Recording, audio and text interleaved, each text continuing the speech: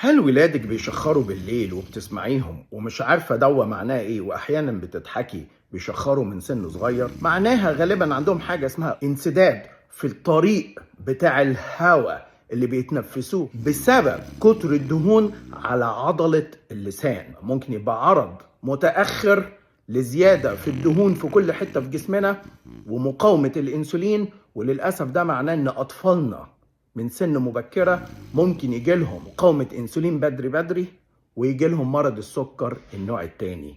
لازم نغير اسلوب حياة ولادنا من اكل صناعي مليان كربوهيدرات وسكريات ورز ابيض وخبز مليان دقيق ابيض. الشخير واحنا نايمين ممكن يبقى عرض لمرض خطير جدا، مقاومة الانسولين اللي بيعلي نسب السكر النوع التاني. تكاية